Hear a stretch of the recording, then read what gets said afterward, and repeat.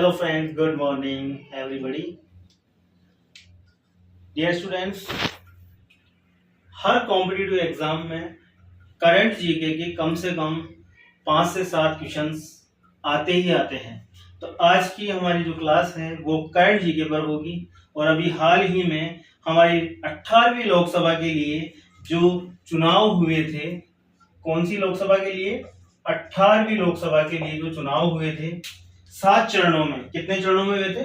7 चरणों में 19 अप्रैल से लेकर 1 जून 2024 तक कुल 7 चरणों में हमारे 18वीं लोकसभा के चुनाव हुए थे और 4 जून को रिजल्ट आया था।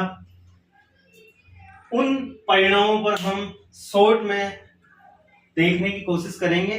ये आज का वीडियो आपके लिए बहुत ही हेल्पफुल होगा आगामी कॉम्पिटिटिव एग्जाम के लिए।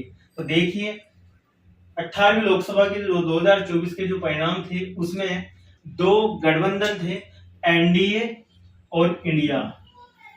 जो एनडीए था, नेशनल डेमोक्रेटिक अलायंस, को टोटल 293 सीटें प्राप्त हुई है। कितने में से? 543 में से। 543 लोकसभा की सीटों में से 293 सीटें एनडीए को मिली है, जो कि पूर्ण बहुमत है। ध्यान रखना, एनडीए गठबंधन में पूर्ण बहुमत मिला है। इसके अंदर जो पार्टियां हैं, मेन जो पार्टियां हैं, भारतीय जनता पार्टी, इसे 240 सीटें प्राप्त हुई है। लेकिन लोकसभा में बहुमत के लिए, सरकार बनाने के लिए 272 सीटों की आवश्यकता है। अकेले बीजेपी गवर्नमेंट नहीं बना सकती, गठबंधन से सरकार बनेगी। क्यों? क्योंकि 240 सीटें भारतीय जनता पार्टी को प्राप्त हुई है। इसी प्रकार टीडीपी, जो कि एनडीए का ही पार्ट है, तेलुगु देशम पार्टी, ये 16 सीटें, जिसके सुप्रीमो है चंद्रबाबू नायडू।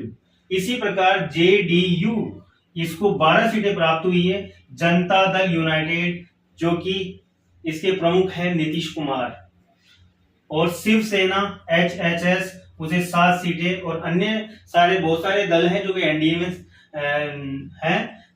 टोटल मिला के 293 सीटें एनडीए को मिली हैं।